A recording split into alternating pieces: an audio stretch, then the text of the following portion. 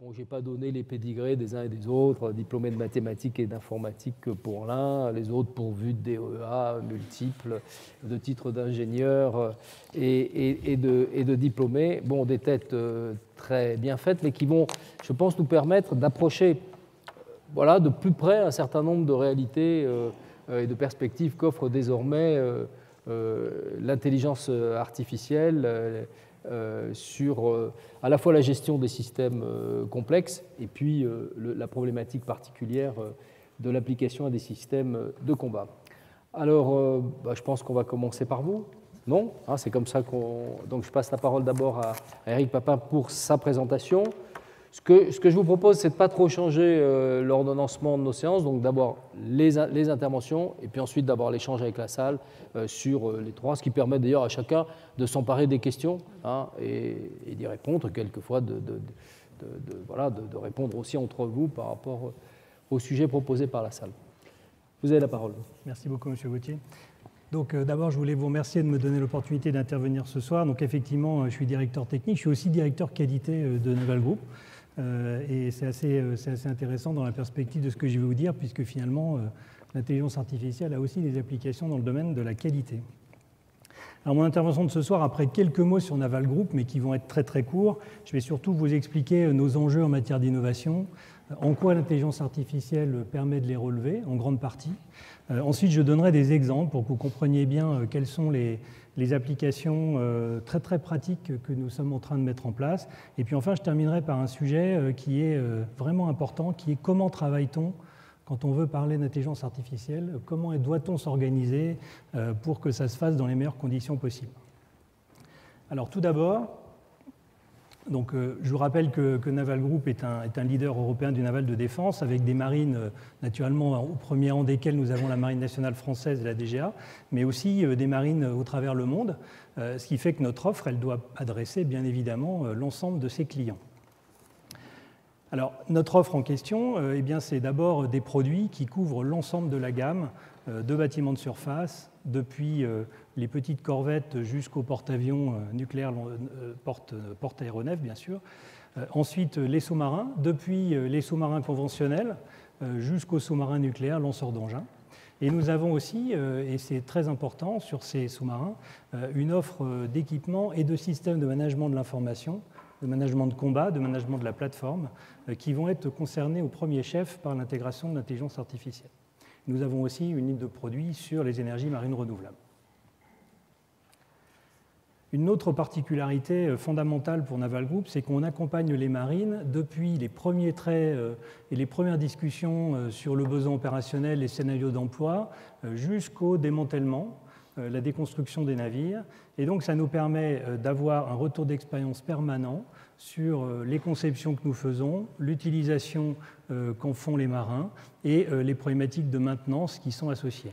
C'est absolument important quand on parle de faire évoluer les bateaux, parce que ça nous permet d'adresser non seulement les bateaux neufs, mais aussi les bateaux en service, qui ne doivent pas être laissés pour compte de cette intégration des nouvelles technologies.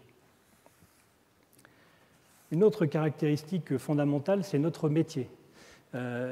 Nous sommes architectes de navires armés, de systèmes navals, nous sommes systémiers et nous sommes intégrateurs, c'est-à-dire que cette intégration, elle est non seulement physique, mettre les équipements à bord des bateaux, faire en sorte qu'ils fonctionnent tous ensemble, mais elle est aussi fonctionnelle, c'est-à-dire qu'on a la mission de réaliser avec les systèmes qui sont embarqués les performances opérationnelles les plus élevées possibles. Et pour ça, il faut faire fonctionner de manière harmonieuse l'ensemble des équipements qui sont embarqués. Donc vous voyez sur la planche, vous avez le système de combat qui est composé de capteurs, de senseurs, bien évidemment d'effecteurs, d'armes, mais il est aussi composé d'un système de management de combat qui permet de faire fonctionner tout ça, d'intégrer les informations générées par les capteurs et de prendre un certain nombre de décisions pour mettre en œuvre les effecteurs. Et vous trouvez exactement la même chose côté système de plateforme, avec des équipements, des capteurs pour surveiller leur fonctionnement et un logiciel central qu'on appelle système de management du navire qui permet de le mettre en œuvre. Donc c'est une vraie intégration, et cette intégration, on la pousse non seulement au niveau des navires armés, mais aussi au niveau de la force navale, avec la notion de système de combat de force navale, qui permet de faire fonctionner ensemble plusieurs navires qu'ils soient d'ailleurs des navires que nous-mêmes pouvons produire ou des navires qui sont en exercice interallié sur un théâtre d'opération. Donc voilà un petit peu le terrain dans lequel nous nous situons en matière de métier, en matière d'activité. Alors, deuxième volet important de la présentation, c'est finalement il faut innover. Pourquoi faut-il innover? Alors la première raison, c'est qu'on n'a pas le choix, parce qu'on a un certain nombre de technologies qui sont avec un cycle de vie extrêmement court, des technologies numériques qui sont partout, dans les équipements qu'on achète, dans les systèmes qu'on conçoit.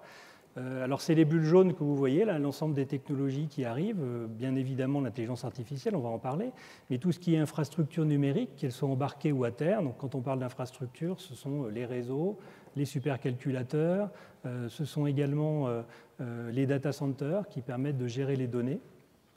Et puis on a tout un tas de technologies qui sont utilisées autant à bord que dans nos usines, réalité augmentée, réalité virtuelle, Internet des objets, les communications qui sont aussi avec des cycles particulièrement courts en matière de cycle de vie, la cybersécurité, bien évidemment, et puis une notion d'équipage augmenté, c'est-à-dire que ce qu'on va vouloir faire, un petit peu comme on l'a dans notre vie quotidienne avec les smartphones, avec l'ensemble de la connexion qu'on a à Internet, on va pouvoir vouloir que finalement l'ensemble des bulles que je vois ici, là, qui sont le navire lui-même, des drones qui sont mis en œuvre par lui, les alliés, l'état-major qui peut être à terre ou embarqué, puissent travailler de manière harmonieuse.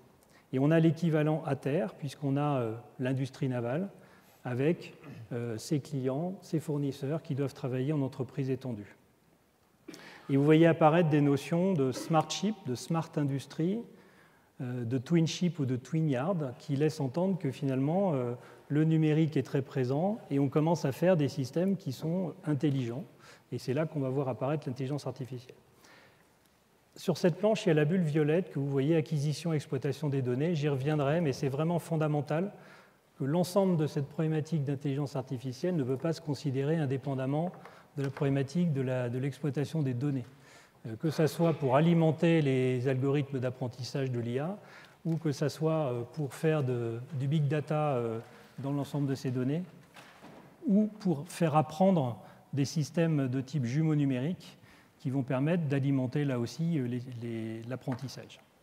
Alors, quand on voit ça, on se dit, mais finalement, on est sur quelque chose d'assez désordonné, on a des bulles partout, et donc on a ressenti le besoin de rendre cette émergence technologique beaucoup plus connectée à notre stratégie d'entreprise. Alors pour ça, vous voyez au centre de la planche 3 notions qui sont les besoins opérationnels de nos clients. Quels sont-ils? La supériorité de l'information. Premièrement, nos clients sont des marins qui sont dans un théâtre d'opération et leur objectif, c'est de connaître leur environnement plus vite, mieux, de manière plus précise que leurs opposants. Ils doivent pouvoir prendre des décisions de manière aussi plus efficace, plus rapide.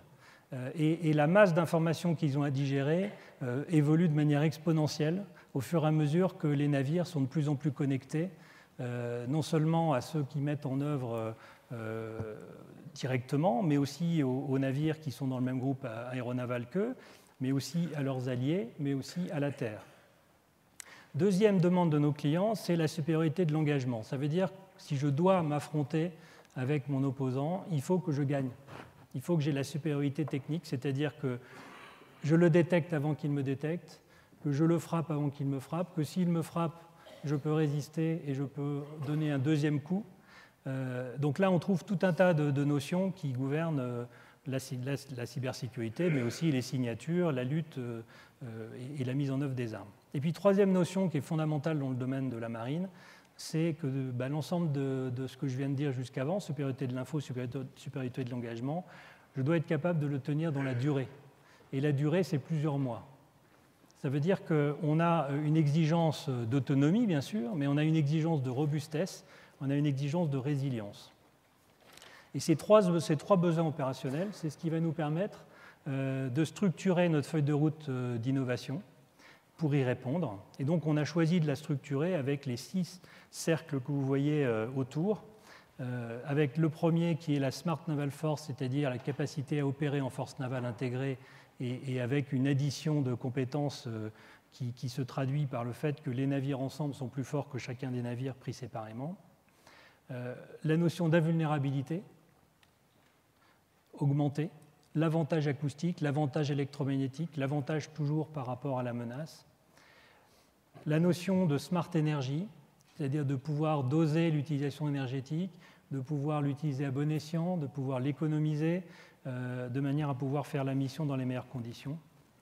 La notion de smart availability, c'est-à-dire la disponibilité, non seulement sur le théâtre d'opération, mais aussi la capacité à être dépanné très rapidement par les marins qui sont à bord, en escale, lorsque le navire est en arrêt technique, de manière à lui donner une disponibilité technique la plus élevée possible. Et pour faire ça, il y a une condition qu'on appelle le smart ship, c'est-à-dire le navire intelligent, le navire qui est doté intrinsèquement d'architecture ouverte, de réseaux, de communication, de capacité à intégrer des fonctions intelligentes. Et on a le pendant côté industrie, qui permet à tout le reste d'être conçu, fabriqué, entretenu sur l'ensemble du cycle de vie. Donc ces différents enjeux, c'est de l'innovation, vous allez me dire, on voit apparaître un petit peu partout le mot smart, mais qu'est-ce que l'intelligence artificielle vient faire là-dedans? Alors l'intelligence artificielle, c'est finalement une technologie assez incontournable. On a un contexte géopolitique qui est particulièrement mouvant, avec des nouvelles menaces, des nouveaux ennemis, une menace qui peut être du faible au fort, une menace avec des gens qui n'appliquent pas forcément les mêmes règles que celles que nous, on s'impose. Des technologies de l'information, je l'ai déjà dit, qui évoluent très très vite, des masses de renseignements à digérer, des connexions dans tous les sens, et globalement une accélération du tempo. Que ce soit du tempo des armes, on entend parler des missiles hypervéloces, le tempo des communications avec le haut débit, le tempo de la décision, de manière à pouvoir digérer tout ça et en quelques secondes pouvoir réagir sur quelle est la mesure appropriée que je dois faire face à telle ou telle menace que je viens de détecter. Et donc pour ces trois raisons, finalement, supériorité de l'info, supériorité de l'engagement, capacité à durer, l'intelligence artificielle est une promesse magnifique pour apporter cette supériorité de la décision et pour accélérer le tempo des opérations. Donc on a décidé d'y travailler de manière extrêmement approfondie. Alors, la première chose que je voudrais dire, c'est qu'on le fait déjà depuis assez longtemps. Je vais vous donner quelques exemples. On a déjà, depuis les années 80, dans les systèmes de combat, dans tout ce qui est fusion de données, classification des signaux, des fonctionnalités d'intelligence artificielle sous forme de réseaux de neurones qui sont utilisés dans nos systèmes de management de combat. On a aussi, dans les systèmes qui équipent les torpilles, un moyen de discriminer ce qui est la vraie cible de ce qui est un leurre qui a été lancé pour leurrer la torpille. On a déjà des aides à la décision, particulièrement sur tous nos systèmes de combat. On a ce qu'on appelle un module d'évaluation de la menace et d'allocation des armes, qui héberge déjà quelques fonctionnalités basées sur l'intelligence artificielle. On a dans des fonctionnalités de type drone et guerre des mines, de la même manière, des fonctions de reconnaissance, soit acoustique, soit d'image. Et puis, dans les simulations, on utilise aussi de l'intelligence artificielle. Dans les simulations technico-opérationnelles pour simuler le comportement d'une menace, et dans les simulations multiphysiques pour simplifier les calculs et faire des techniques de type propagation d'incertitude qui permettent de réduire globalement la durée des calculs. Donc, ce n'est pas quelque chose de nouveau, mais on le faisait de manière relativement opportuniste et pas de manière systématique.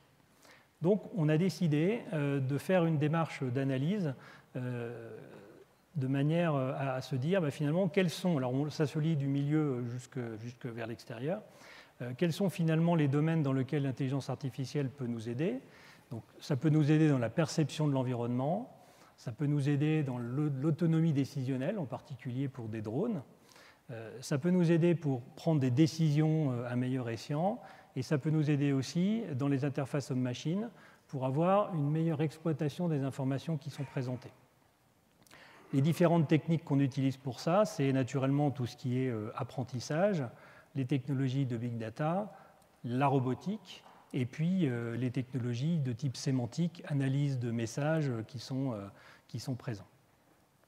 Et alors tout autour, vous voyez 9 domaines qui ont été identifiés de notre côté comme étant propices à l'application de l'intelligence artificielle.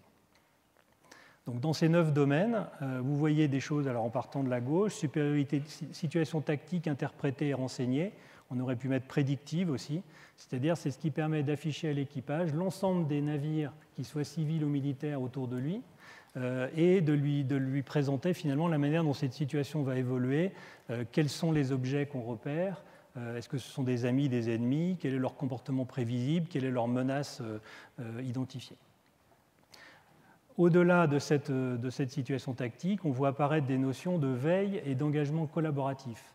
Alors ça veut dire que les navires n'opèrent plus tout seuls, mais on peut utiliser les senseurs d'une autre plateforme pour élaborer sa propre situation tactique, et on peut utiliser les armes d'une autre plateforme pour lutter contre un objet ou une cible qu'on aurait détecté avec ses propres senseurs.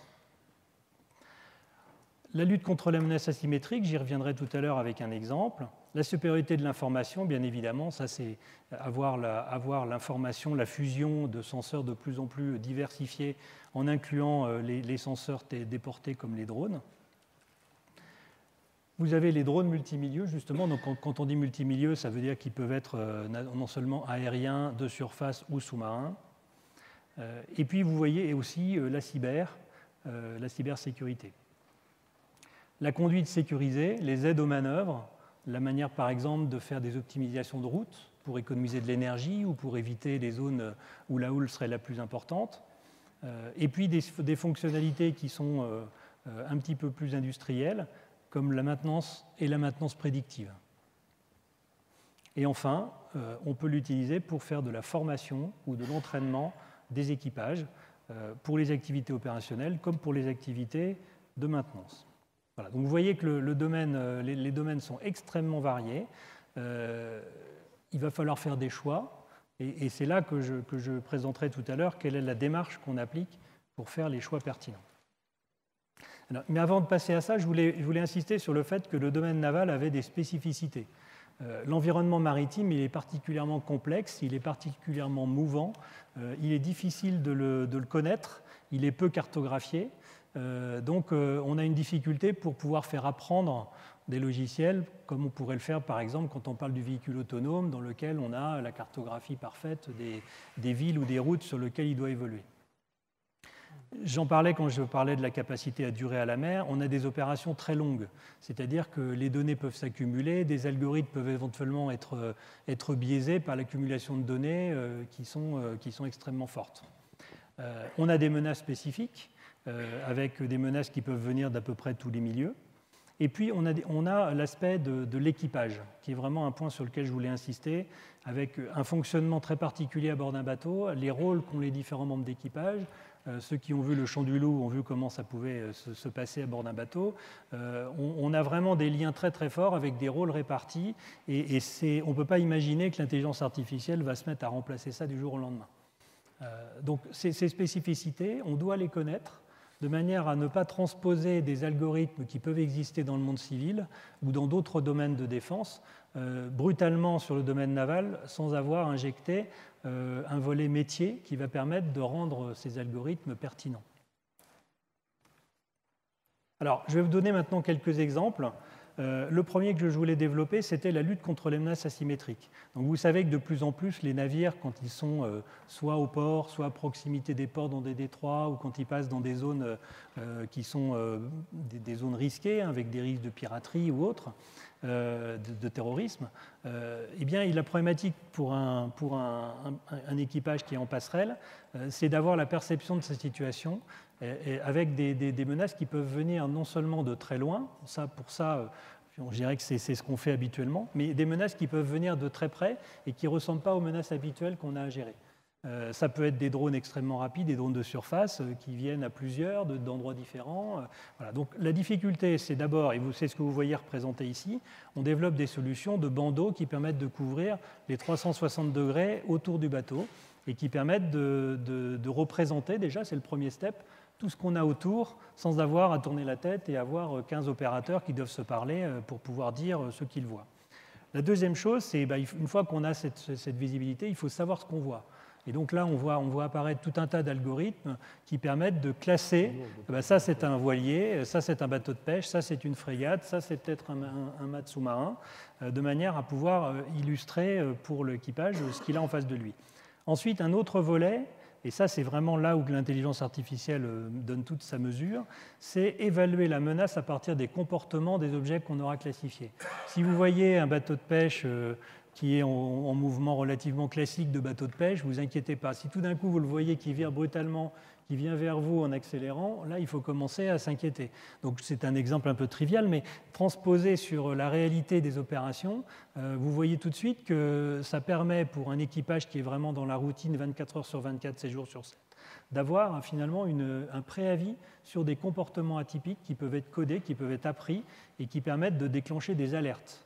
Et ensuite, c'est là où on voit apparaître, là encore, une aide de l'intelligence artificielle. Cette alerte, il faut savoir ce qu'on en fait. Soit on la présente, simplement, on la type en fonction de la gravité, soit on va pouvoir la coupler à l'action d'un certain nombre d'effecteurs qui vont être l'illumination laser, qui vont être des canons assourdissants, qui peuvent être éventuellement des tirs de semonce et qui peuvent aller jusqu'à un tir effectif. Alors là, on voit toute la gradation de qu'est-ce qu'on veut faire à l'intelligence artificielle, quelle confiance peut-on lui accorder. Et vous voyez qu'on a toute une réflexion à mener, que nous, naturellement, Naval Group, ne menons pas tout seul, mais on la mène bien évidemment avec les marins, avec la DGA, de manière à déterminer finalement le bon dosage. Deuxième exemple, l'intégration des drones. Donc là encore, gardez en tête, durée à la mer, ça veut dire que les drones que nous utilisons, ils doivent faire des missions. Si c'est des drones aériens, c'est quasiment voler 24 heures sur 24. Si c'est des drones sous-marins, ils doivent pouvoir partir plusieurs semaines.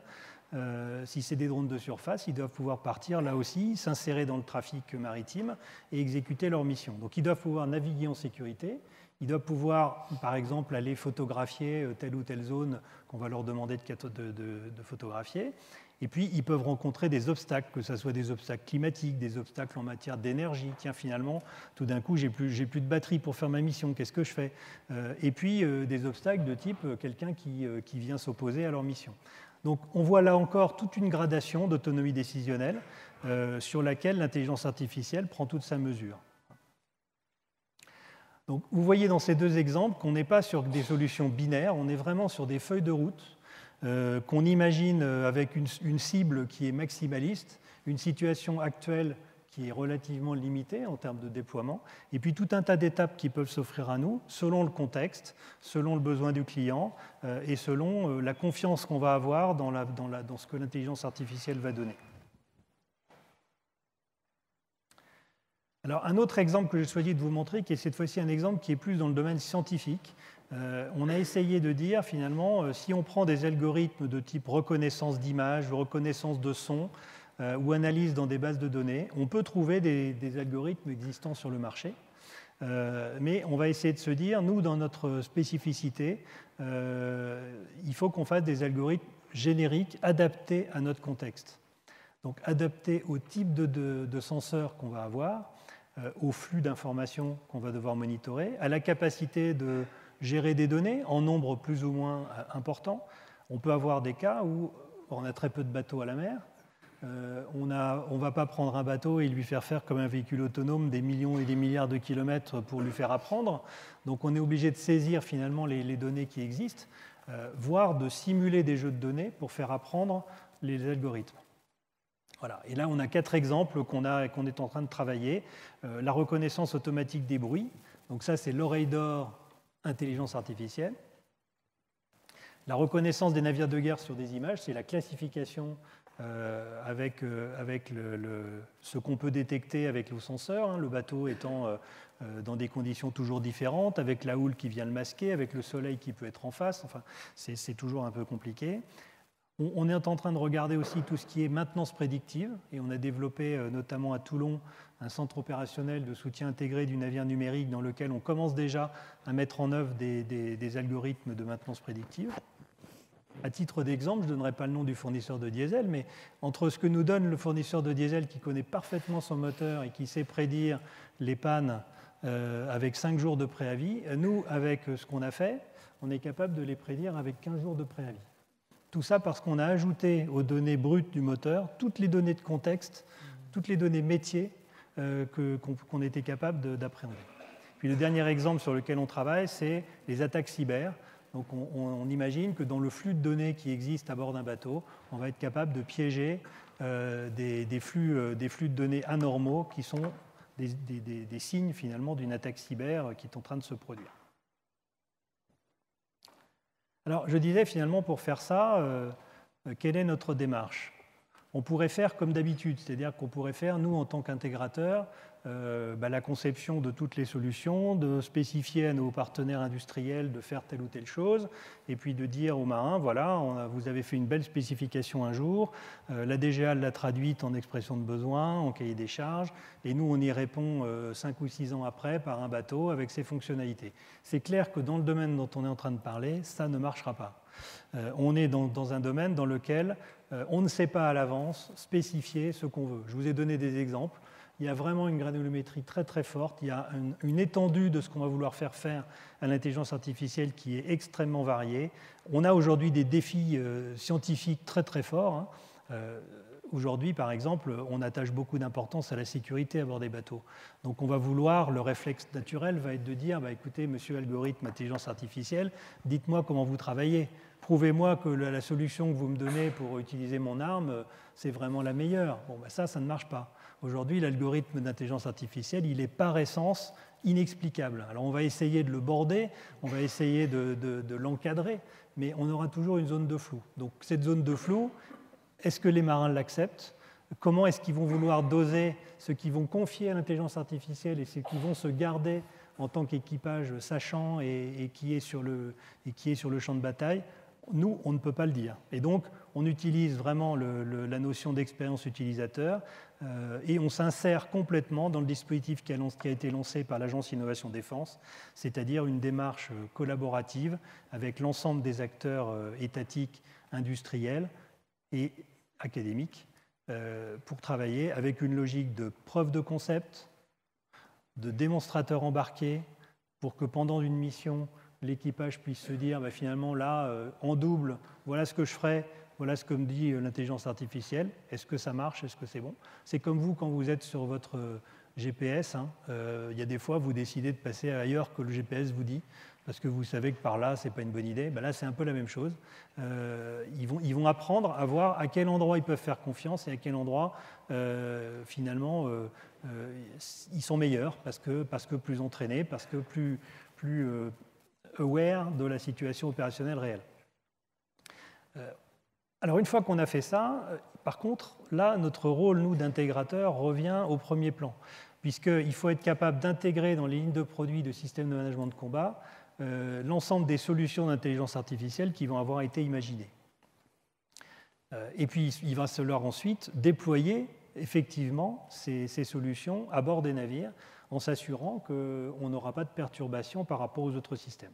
Donc notre rôle, il est clairement, dans le cadre de feuilles de route sur les 6 axes que je vous ai présentés au début, c'est de voir comment l'intelligence artificielle peut arriver, de tester avec tous les meilleurs intervenants qui sont capables de proposer les meilleurs algorithmes, mais ce n'est pas forcément nous, dans tous les cas, quelles sont les solutions, de les tester, et une fois qu'on les a testées et qu'elles sont validées par l'utilisateur, on revient dans notre métier plus traditionnel d'intégrateur et on déploie sur les navires le plus vite possible. Voilà. Donc on a à la fois de l'innovation planifiée et de l'innovation d'opportunité, puisque si tout d'un coup on découvre une start-up qui a une solution magique pour réaliser telle ou telle chose, il faut qu'on soit capable de l'intégrer très très rapidement à bord des bateaux. Voilà. Donc pour résumer la démarche qu'on adopte, on est vraiment sur un ciblage de domaines spécifiques du naval. Notre rôle n'est pas d'inventer des algorithmes là où d'autres les feront mieux que nous. Il faut choisir avec l'utilisateur les cas d'usage prioritaires, ne pas se disperser. J'ai essayé de vous expliquer quels étaient les 9 domaines dans lesquels on avait ciblé notre action. On prend en compte non pas le remplacement de l'équipage, mais la notion d'équipage augmenté grâce à l'intelligence artificielle. On participe aux côtés de l'Agence Innovation Défense à l'animation de l'écosystème, qui est de plus en plus dense, des labos académiques, les instituts intelligence artificielle, les 3 IA, tous les organismes de recherche et de technologie, les IRT, et puis l'ensemble des startups, PME, ETI innovantes et grands groupes qui participent sur le sujet. Alors, on a choisi aussi de s'implanter, vous savez que nous, on est implanté un peu partout en France. On a quand même 3 pôles qui sont en train de se détacher. Le pôle Paris-Saclay, avec l'Agence Innovation Défense, la DGA, l'État-major. J'ai cité l'ENSTA ParisTech, puisqu'on a aussi un laboratoire commun avec l'ENSTA ParisTech dans le domaine de l'intelligence artificielle. Sur la place de Toulon, il a été mis en place par l'État, dans le cadre de la convention Gymnote, des initiatives qui permettent de faire des POC et des démonstrations. Donc nous sommes invités permanents dans ce groupe de réflexion et on peut proposer des solutions. Et puis Brest-Lorient, ça va être annoncé après-demain, la création d'une convention équivalente qui va réunir, là encore, la marine, la DGA, mais avec cette fois-ci l'école navale et puis l'ENSTA Bretagne, avec un laboratoire, le LabSTIC, avec lequel on a aussi des accords de type labo commun. Bon, puis ça, c'est la France, mais naturellement, on ne travaille pas qu'en France. On travaille aussi à l'international avec des partenariats avec l'Australie, dans le cadre de tous les effets qui sont connexes au grand programme sous-marin australien. On est en train de mettre en place des initiatives avec Singapour. Et puis, dans le cadre du contrat sur la chasse aux mines Belgique-Pays-Bas, on a aussi un certain nombre de partenariats pour travailler dans le domaine de l'intelligence artificielle. Donc vous voyez que c'est un programme ambitieux qui se veut extrêmement pragmatique, qui se veut à l'écoute de l'expérience utilisateur. Ce n'est pas du push technologique, ce n'est pas du push intelligence artificielle parce que c'est la mode, c'est vraiment les domaines dans lesquels ça apporte de la valeur opérationnelle et ça permet d'apporter la supériorité technologique au combat. L'idée, c'est d'intégrer ces solutions dans nos lignes de produits de systèmes de management d'information, donc système de combat de force navale, les systèmes de management de combat et les systèmes de management du navire, mais aussi sur l'ensemble des drones qu'on est en train de développer avec nos partenaires. Et notre objectif, c'est avant tout de déployer ces solutions le plus vite possible sur les navires en service, et c'est tout à fait accessible, et puis ensuite, bien sûr, sur les navires neufs. En parallèle, on n'oublie pas qu'il y a le court terme, mais il faut aussi préparer le futur, et il y a encore des grands défis scientifiques à relever. L'IA de confiance est un exemple, mais l'apprentissage avec très peu de données en est un autre. Et puis, je reviens en conclusion sur le sujet que j'ai déjà un petit peu abordé. On ne fera rien dans ce domaine-là sans la gestion et l'acquisition de données réelles ou simulées. Donc ça veut dire que la gouvernance de la donnée est un sujet qu'il faut vraiment adresser très très rapidement pour être capable de donner le meilleur, là encore, sur l'intelligence artificielle. Voilà, j'en ai terminé. Merci beaucoup.